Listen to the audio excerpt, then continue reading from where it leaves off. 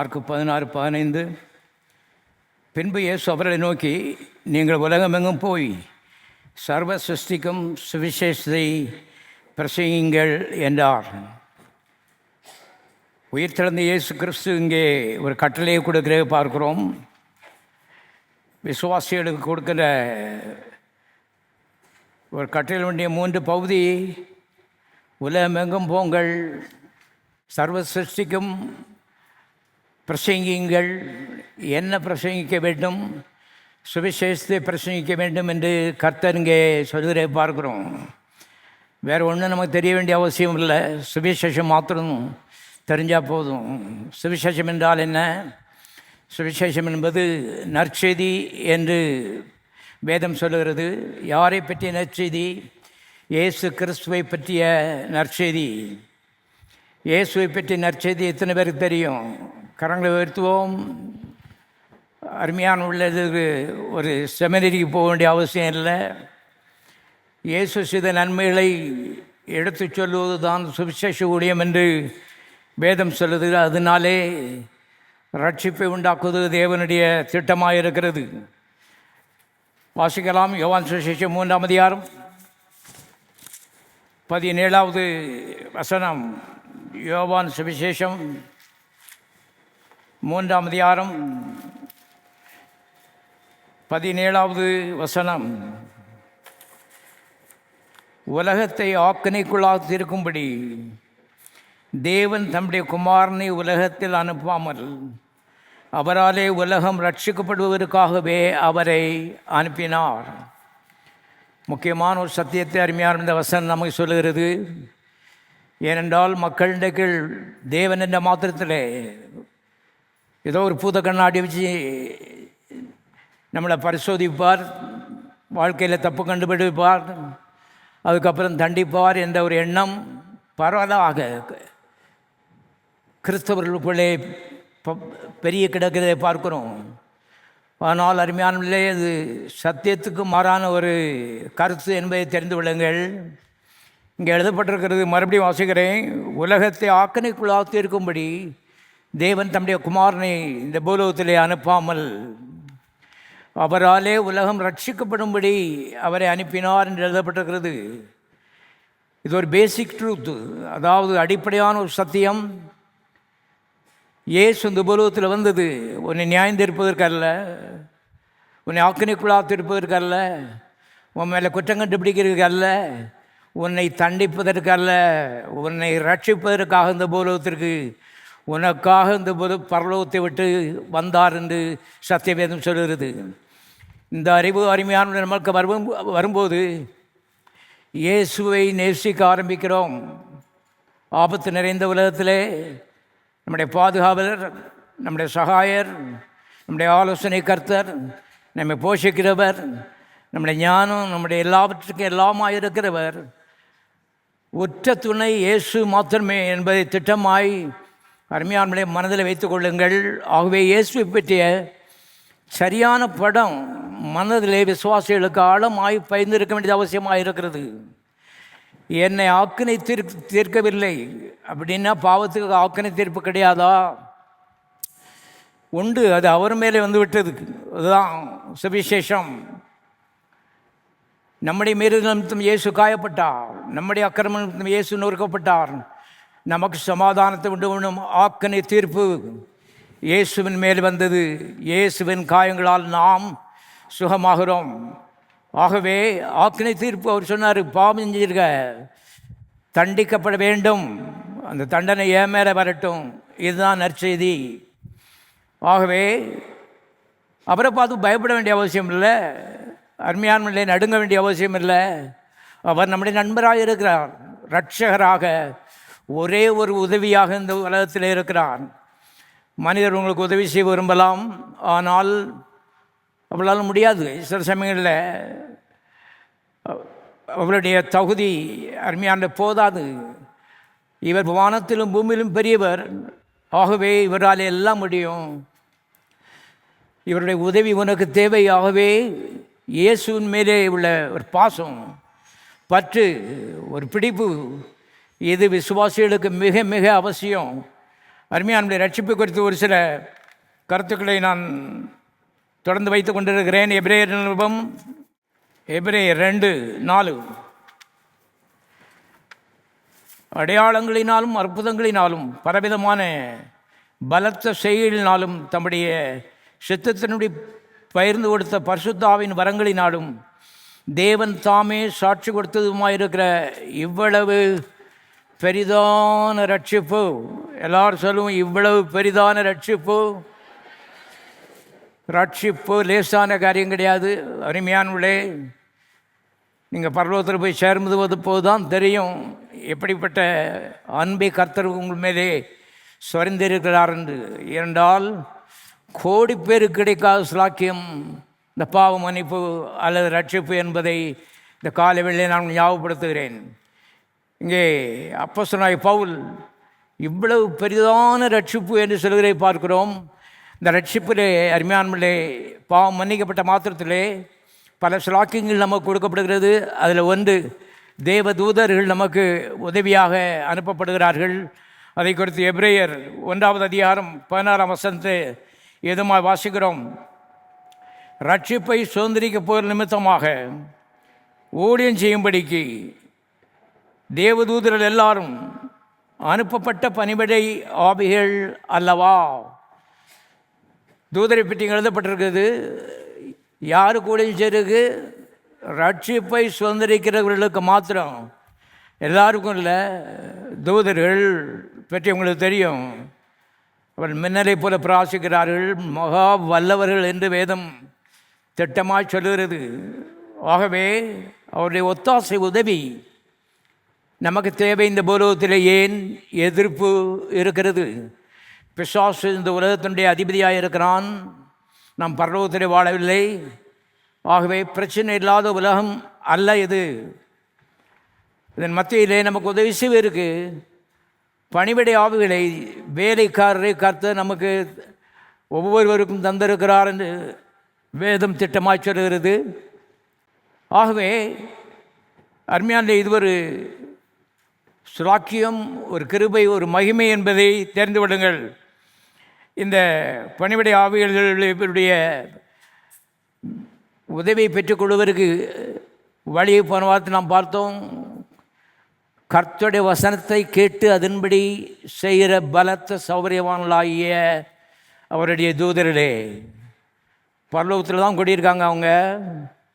அங்கே கர்த்தருடைய வார்த்தையை தவிர வேறு எதுவுமே அவங்க காதில் கேட்டு பழகிறது இல்லை. லைஃப் டைமில் கர்த்தருடைய வார்த்தையை தவிர வேறு எதையுமே கேட்டதில்லை.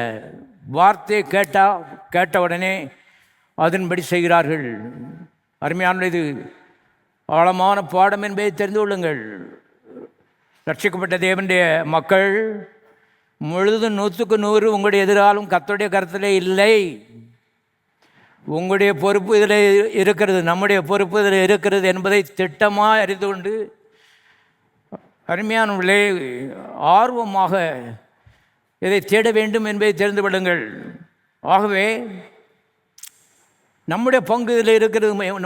நம்முடைய முன்னேற்றத்தில் முன்னேற நாட்களை பார்த்து அடையப்பா கடவுளுடைய கிருபை இவருக்கு இருக்குன்னு சொல்கிறாங்க. எல்லாருக்கும் சமமாக கிருபை பொழியப்பட்டிருக்கிறது. தேவன் மனிதரிடத்தில் பாரபட்சம் உள்ளவர் அல்லவே. சிலர் பயன்படுத்தி கொண்டார்கள். எப்படி இந்த வசனத்தை பார்த்து வாசித்து இதை தியானித்து புரிந்து கொண்டு எப்படி செயல்பட வேண்டும் என்பது அறிந்து கொண்டு மாறிக்கொண்டே வருகிறார்கள். நான் கர்த்தர், நான் மாறாதவர். அர்த்தம் என்ன? நீ மாறிக்கிட்டே வா, அதான் கிறிஸ்தவ விஜயம். எப்படியோ இருந்த நான் அதெல்லாம் பார்க்கல, உன்னை கழுவி ஒரு நீதிமானாக மாற்றியிருக்கிறேன். இந்த காலவேளையில் இயேசுவை ஏற்றுக்கொள்ளாதவர்கள் இயேசுவே என்று உள்ளத்துக்குள்ளே வாரும். நீர் ரட்சகர், ஆண்டவர் என்று அவருக்கு அழைப்பு கொடுங்கள். இயேசுவை ஏற்றுக்கொண்டவர்கள் கர்த்தர் சொல்கிறாரு, எல்லா தவறுகளையும் மன்னித்து விட்டேன், என் பிள்ளையை அவனை சேர்த்துக்கிட்டேன். இப்போ நீ சோம்பேறியாக இருக்க முடியாது. நான் ஒரு சோம்பேறி கிடையாது, நீ ஒரு சோம்பேறியாக இருக்க முடியாது. சோம்பேறிகள் முன்னேற முடியாது என்பதை திட்டமாய் தெரிந்து கொள்ளுங்கள். கிறிஸ்தவ விஷயத்தில் அப்படி தான். அருமையானவர்களே, ஆகவே அநேக விதிகள் இருக்கிறது. அதை கற்றுக்கொண்டு மாறிக்கொண்டே போக வேண்டும், கற்றுக்கொள்ள வேண்டும், செயல்படுத்த வேண்டும். ஆகவே அவர்கள் கர்த்தருடைய வார்த்தையை மாத்திரம் கேட்டு அதன்படி செயல்படுகிறார்கள். வேற ஒன்றும் அவனுக்கு புரியாது. பரலோகத்திலேயே கோடிக்கணக்கான வருஷம் இருக்கான். இங்கே உனக்கு ஊழியம் செய்யும்படி கர்த்தர் அங்கேருந்து அனுப்பின பொழுது அவனுடைய காதுகளிலே அருமையானவர்களே, தேவனுடைய வசனம் எப்பொழுதும் துணித்து கொண்டே இருக்க வேண்டும். ஒரு வசன மண்டலத்தை உன்னை சுற்றி நீ உருவாக்கி கொள்ள வேண்டும். ஒரு பரலோக மண்டலத்தை உன்னை சுற்றி உருவாக்கி கொள்ள வேண்டும். வாயினால் எல்லாரும் இந்த வாய்க்காக கர்த்தரை ஸ்தோத்திரிப்போம்.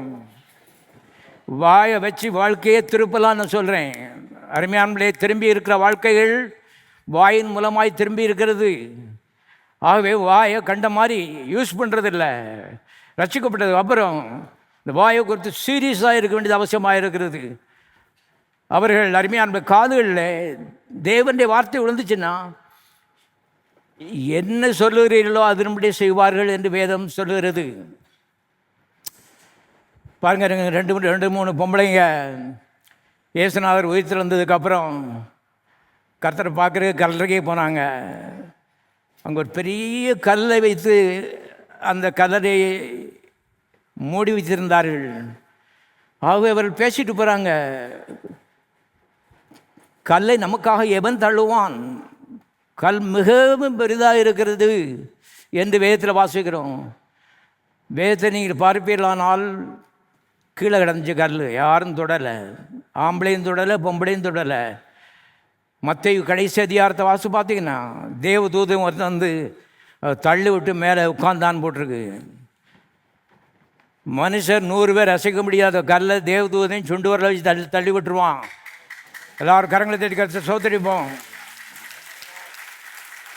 இப்படிப்பட்ட உதவிகளை தேவன் உனக்கு வைத்திருக்கிறார். காரணம், இந்த பூலோகம் பிரச்சனை நின்று பூலோகமாக இருக்கிறது.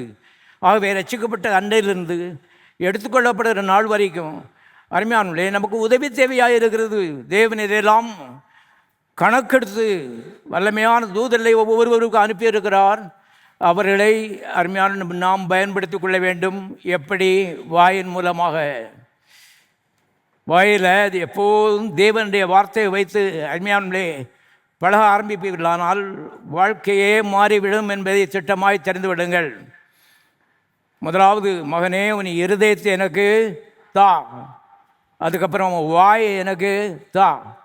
இது ஏனென்றால் நம்முடைய சரீரமானது கிறிஸ்துவின் சரீரமாக இருக்கிறது என்று 1 கொரிந்தியர் 12ஆம் அதிகாரத்தில் வாசிக்கிறோம். நீங்கள் உங்களுடையவர்கள் அல்ல, கிறிஸ்துவனுடையவர்கள். ஆகவே வாய் கண்டுபிடி பேசுறதுக்கு அருமையான உரிமை இல்லை முன்னேறணும்னா. ஆகவே முன்னேற்ற வேண்டுமானால் அது உங்களுடைய வாயில் இருக்கிறது. இன்றைக்கி சரியான பாதையில் உங்கள் வாழ்க்கை போகலைன்னு சொன்னால் அதை திருப்பலாம். எப்படி திருப்பலாம்? உங்கள் வாய் மூலமாக என்ன செய்யலாம்? திருப்பலாம் என்று திட்டவட்டமாய் வேதம் சொல்லுகிறது. ஆகவே வாய் முக்கியமான பகுதி வகிக்கிறதை பார்க்கிறோம். பாருங்கள், இயேசுநாதர் இருந்த பூலோகத்தில் சோதிக்கப்பட்டார், பார்த்துருக்கோம். திருப்பி நான் சொல்ல விரும்பவில்லை, சீக்கிரமாக போவோம். அது மத்திய 4ஆம் அதிகாரத்தில் இருக்கிறது. பிசாசு வந்து சோதித்தான். 3 தடவை அவனுக்கு கர்த்தர் பதில் சொன்னார். 3 தடவை வாயை திறந்தார். 3 தடவையும் எழுதி இருக்கிறது. எங்கே எழுதியிருக்கிறது? வேதத்தில் எழுதியிருக்கிறது. 3 தடவை. அதை தவிர ஒரு வார்த்தை கூட சேர்க்கவில்லை, கழிக்கவில்லை என்பதை திட்டமாக அறிந்து கொள்ளுங்கள். இவையெல்லாம் சில மாதிரிகள். ஏன்னா பேசுனா வீண். சாஸ்திரிகிட்ட போய் பேசிக்கிட்டு இருக்கிறது வீணு. அவன் விட மாட்டான். அவன் தொடர்கதை மாதிரி அருமையால் நம்மகிட்ட கண்ட கதையையும் பொய்யையும் பேசிக்கிட்டு இருப்பான். அவன் பொய்யனும் பொய்க்கு பிதாவுமாக இருக்கிறான்னு போட்டிருக்கு. அவன்கிட்ட பேசுகிறது இல்லை. அவன்கிட்ட பேசுனா அருமையானே வார்த்தையை வச்சு தான் பேசணும். பாருங்கள், வேதம் இப்போ சொல்லுகிறது, வாசிப்போம். அதான் நம்ம பாயிண்ட்டு. மத்தேயு 4:11. அப்பொழுது பிசாசானவன் அவரை விட்டு விலகி போனான். எல்லாரும் சத்தமாச்சிங்க. உடனே தேவதூதர் வந்து அவருக்கு பணிவிடை செய்தார்கள். 2 பேரும் இருக்காங்க. இந்த உலகத்தில் பிசாசும் இருக்குது, தேவதூதர்களும் இருக்காங்க. பரலோகத்தில் போனால் பிசாசு இருக்க மாட்டான். இந்த பூலகம் அருமையான ஒரு போராட்டமான உலகம் என்பதை தெரிந்து விடுங்கள். ஏன் பிசாசு செத்து போகிற உயிரோடு இருக்கான். ஆகவே பிசாசுகள் ஓடி போன தேவதூதர்கள் வந்து பணிவிடை செய்தார்கள். தேவதூதர்கள் எப்போதும் நமக்கு பணிவிடை ஆவிகளாய் உதவியாக இருக்கும்போது எத்தனையோ பிரச்சனைக்கு தப்பித்துக் கொள்வோம். நீங்கள் யோசித்து பாருங்கள், அந்த கல்லை அந்த 3 பொம்பளைகள் தள்ள ஆரம்பித்தாங்கன்னா என்ன ஆகுது? சட்னி ஆயிடுவாங்க, சட்னி ஆயிடுவாங்க. சில பிரச்சனைகள் உங்களால் சுமக்க முடியாது. சுமக்கும்படி நீங்கள் படைக்கப்படவில்லை. It is too much for you. உங்களுக்கு அதிகபட்சமான ஒரு வெயிட், அது பாரம். பிரச்சனைகள் பிசாசினால் உண்டாக்கப்படுகிறது. எல்லா பிரச்சனைக்கும் காரணம் பிசாசு. பழியை தூக்கி கர்த்தர் மேலே போடுறான். பிரச்சனையில் உங்களுக்கு வெற்றி வேணும் என்றால் அருமையானவர்களே, தேவதூதருடைய உதவி உங்களுக்கு தேவை. தேவதூதர் உங்களுக்கு பணிவிடை செய்ய வேண்டுமானால் உங்கள் வாய் சரியாக இருக்கணும். உங்களை சுற்றி இருக்கிற வட்டம் அது பரலோக வட்டமாக இருக்கணும். பரலோகத்தின் தேவனை பார்க்கும்போது பரவாயில்ல, நல்ல இதாகிறதுக்கு தப்ப மாட்டேன். ஏன்னா ஆட்டோமேட்டிக்காக பலித்து விடும் என்பதை தெரிந்து கொள்ளுங்கள். தேவனுடைய வார்த்தை பேசப்படுகிற இடம் பரலோகம். பரலோகத்தில் தேவனுடைய வார்த்தையை தவிர வேறு எதுவுமே பேசுறது இல்லைங்க. அதனால தான் அது பரலோகமாக இருக்குது. சாத்தான் வேறு எதையோ பேச ஆரம்பித்தான். கர்த்தர் மிதிச்சு கீழே தள்ளி விட்டுட்டாரு. இதை நரகமாக்கிடுவ.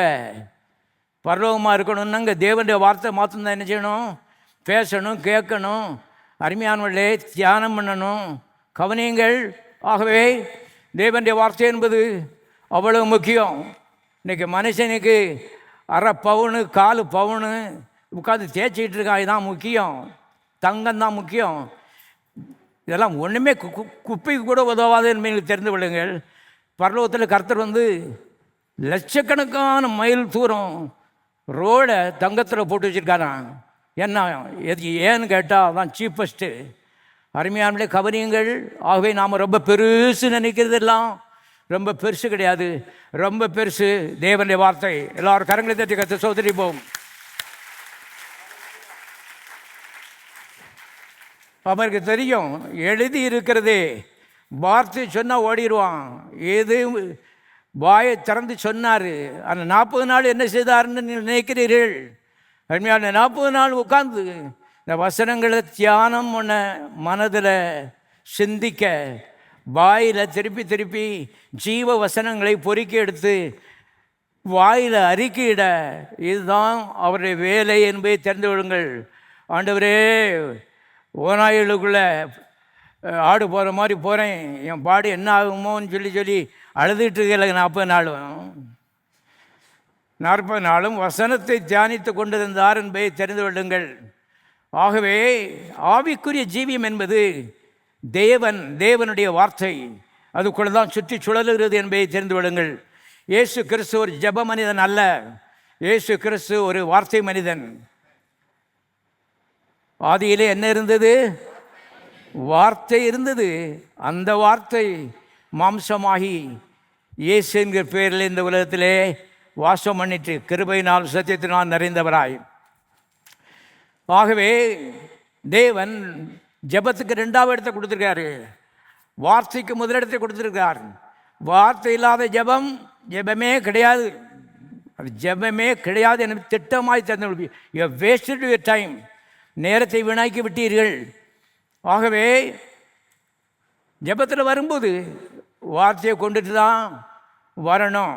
40 நாள் ஜெபித்தார், வார்த்தையை கொண்டு தான் ஜெபித்தார் என்பதை தெரிந்து கொள்ளுங்கள். இப்போ இருதயத்தின் நிறைவினால் வாய் என்ன செய்கிறது? பேசுகிறது. சாத்தான் வந்து பேசுகிறோன்னே பட்டுன்னு வார்த்தையை தான் வாயிலிருந்து அருமையான்மை கர்த்தர் சொல்லுகிறார் என்பதை தெரிந்து ஓடிட்டான். ஓடி விடுவான், உங்களை விட்டும் ஓடி விடுவான். யார் வார்த்தையை சொன்னாலும் அவங்ககிட்ட நிற்க மாட்டான். அதனால் வார்த்தை மக்களாய் அருமையாலுமே மாறும்படி தீர்மானம் பண்ணுங்கள். உங்கள் வாழ்க்கை நீங்கள் விரும்புகிற திசையை நோக்கி நல்ல துறைமுகத்துக்கு நேராக பயணம் பண்ணும் என்பதை திட்டமாய் தெரிந்து கொள்ளுங்கள். It's not all up to God. எல்லாம் கர்த்தர், 100க்கு 100 எல்லாம் கர்த்தர் பெரியவர், அவர் பார்த்துக்கிடுவார். அவர் பார்த்துக்கிட்டு தான் இருக்கார். அருமையானுடைய நாம செய்ய வேண்டிய சில காரியங்களை செய்தால் தான் அது பலிக்கும் என்பதை தெரிந்து கொள்ளுங்கள். உங்களுடைய குடும்பம் வாழ வேண்டுமானால் வார்த்தையை மையமாக வைக்க வேண்டும். எங்கே வைக்க வேண்டும்? வாயில் வைக்கணும். வாய் என்பது வல்லமையான ஒரு அவயவம்.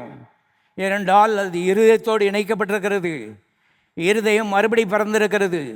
அங்கே தேவன் இருக்கிறார், அவர் ஆவியாக இருக்கிறார். வாயிலிருந்து வார்த்தை வரும்போது ஆவியாகவே இது வெளியே வருகிறது. வெளியே பேய்கள் இருக்கிறது, ஆவிகளாக இருக்கிறது. தேவ தூதர்கள் இருக்கிறார்கள், ஆவிகளாக இருக்கிறார்கள். ஆவி உலகத்தோடு உன்னுடைய வாய்க்கு நெருங்கிய சம்பந்தம் இருக்கிறது. கையை வச்சு நீ ஆவி உலகத்தை அசைக்க முடியாது. ஒரு அணு கூட அசைக்க முடியாது. அவ்வளோ பெரிய ஆவி உலகங்கிறத தெரிந்து கொள்ளுங்கள். நாம் ஒருத்தர் பார்த்துக்கிட்டு இதுதான் உலகம் நினச்சிக்கிட்டு இருக்கோம். ஆகவே தான் அடிக்கடி நான் சொல்கிறேன், இந்த உள்ளான மனுஷனுடைய கண்களை திறந்து விடும் ஆண்டவரேன்னு ஊக்கமாக ஜெபிங்க. பிரகாசமான மனக்கண்களை தாரும். வேத வாக்கியங்களை அறிந்து கொள்ளும்படி என்னுடைய மனதை திறந்து விடும் ஆண்டவரேன்னு சொல்லி கேளுங்க. ஆச்சரியமான காரியங்களை கர்த்தர் காண்பிப்பார். ஆகவே வேத வாக்கியங்களை பேச வேண்டும். பிள்ளைகள்கிட்ட அதை பேசணும், படித்து கொடுக்கணும். அப்படி தான் உபாவத்தில் போட்டிருக்கு. ஒவ்வொரு ஜன்னலையும் எழுது, ஒவ்வொரு கதவுலையும் எழுது, எல்லா இடத்துலையும் எழுது, சோத்தில் எழுது. பிள்ளைகள் பார்க்கட்டும், உன்கிட்ட கேட்கட்டும், இது என்னன்னு கேட்கட்டும். விளக்கம் சொல்லு. நம்முடைய தேவன் யெகோவா, அவர் நம்முடைய முற்பிதாக்களை எகிப்தின் அடிமைத்தனத்திலிருந்து வெள்ளியோடும் பொன்னோடும் புறப்பட பண்ணினார்னு சொல்லி திருப்பி திருப்பி சொல்லிக் கொடு. அது உள்ளே ஏறட்டும். பிள்ளைகளை பரலோகத்துக்கு ஆயத்தப்படுத்து. அதுதான் பெரிய சொத்து. உலகத்தில் இருக்க எல்லா சொத்தையும் விசுவாசிக்கிறோம். இதெல்லாம் அனுபவிக்கிறதுனால தீர்ந்து போகும். ஆனால் நித்தியமான ஒரு சுதந்திரம் வரப்போகிறது. அது பரலோகம். எல்லாரும் கரங்களை திட்டு சோத்திரிப்போம். ஆகவே ஆண்டவராக இயேசு கிறிஸ்து ஒரு மாதிரியை காண்பித்தது நாம் பார்க்கிறோம். அவர் தேவகுமாரன். மார்க்கின் சுவிசேஷம் 1ஆம் அதிகாரம் 1ஆம் வசனம். தேவனுடைய குமாரனாகிய இயேசு கிறிஸ்துவனுடைய சுவிசேஷத்தின் ஆரம்பம். இயேசுனுடைய மேன்மை என்ன? உலகத்தில் கோடி பேர் இருந்தாங்க, ஆனால் அவர் மாத்திரம் தேவனுடைய குமாரன். கலாத்தியன் புஸ்தகம் 3ஆவது அதிகாரம் 26ஆவது வசனம். விசுவாசிகள்கிட்ட பேசுகிறாரு. நீங்கள் எல்லாரும், எத்தனை பேர்? எல்லாரும். நீங்கள் எல்லாரும் கிறிஸ்து இயேசுவை பற்றி விசுவாசத்தினாலே தேவனுடைய புத்திரராக இருக்கிறீர்களே. இயேசு தேவனுடைய புத்திரன், இயேசு தேவகுமாரன். நீங்கள் எல்லாரும் தேவனுடைய குமாரராக இருக்கிறீர்களே என்று அப்போஸ்தலனாகிய பவுல் அவங்க விசுவாசிகளுக்கு சொல்லிக் கொடுக்குறத பார்க்குறோம். ஏன்னா நாம் தேவகுமாரன்ற அறிவு முதல்ல நமக்கு வேணும். நம்ம வாய் எப்படிப்பட்ட வாய் என்ற அறிவு நமக்கு வேணும். வசனம் எப்படிப்பட்ட வசனங்கிற அறிவு நமக்கு வேணும். எதிர்காலம், நல்ல எதிர்காலம் நமக்கு வேண்டும் என்ற ஆசை உங்களை ஆட்டி படைக்க வேண்டும். வேதத்தை என்ற ஆழமாக படித்து பார்ப்பீர்களானால் நம்முடைய தேவனை போல ஆசை நிறைந்தவர் ஒருவருமே கிடையாது. தூய ஆசைகள், பரந்த ஆசைகள், மற்றவர்களை பற்றி ஆசைகள், தியாகத்தின் ஆசைகள், அருமையான பரிசுத்தமான ஆசைகள் நிறைந்த ஒரு நபர் தான் நம்முடைய கர்த்தர் என்பதை தெரிந்து கொள்ளுங்கள். ஒரு சாமி கிடையாது, சன்னியாசி கிடையாது, துறவரம் பூண்டமே அதை கழட்டி இதை கழட்டின்னு சொல்லி சொல்லி கழட்டினவர் கிடையாது. எல்லாத்தையும் வச்சிருக்காரு. உலகமே, இந்த whole world is run by அவர் காட். இந்த உலகம் முழுவதையும் அருமையானுடைய கர்த்தர் ஆப்ரேட் பண்ணிகிட்டு இருக்காருன்னு போட்டிருக்கு. உலகம் முழுசையும் நடத்திட்டு இருக்காருன்னு போட்டிருக்கு பாருங்கள். அவ்வளோ ஒரு பெரிய நபர் என்பதை மனதிலே முதலாவது கொள்ளுங்கள். உயர்வுக்கென்றே உங்களை அழைத்திருக்கிறார்.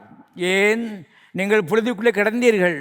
ஆகவே உயரத்தை விட்டுவிட்டு ஆண்டவர் உயரமும் உன்னதமான சிங்காசனத்திலே வீட்டிற்கு கண்டேன். ஏசாயா 6 எழுதப்பட்டிருக்கிறது. அங்கேருந்து அவராகவே இறங்குறாரு. நீங்கள் ஜெபிக்கலை, நீங்கள் உபாசிக்கலை, 100 பேர் சேர்ந்து மண்டாடலை, அவராகவே இறங்கி வராரு. எதுக்குன்னு கேட்டால், அவர் இருக்கிற உன்னதமான இடத்திற்கு இந்த தூசியை தூக்கிட்டு போகிறதுக்கு. தூசியில் கிடக்கிற இந்த மனுஷனை பார்த்து அவனை கழுவி எடுத்து ரத்தத்தால் வேறு யாரும் அதை செய்ய முடியாது. காரணம், உலகத்திற்கு எல்லாருமே பாவிகள். ஆகவே இரத்தத்தினாலே கழுவி அவனை பரிசுத்தவானாக்கி, எண்ணங்களை விரிவாக்கி, வாயனில் பரிசுத்தமாக்கி, அருமையானவர்களை பேச வச்சு, உலகங்களே அருமையானவர்களே பொது மாதிரியாக கர்த்தர் திருப்புகிற நோக்கத்தோடு இந்த பருவத்திலே வந்தார். உள்ளத்தை புது மாதிரியாக திருப்பி இருக்கிறார்.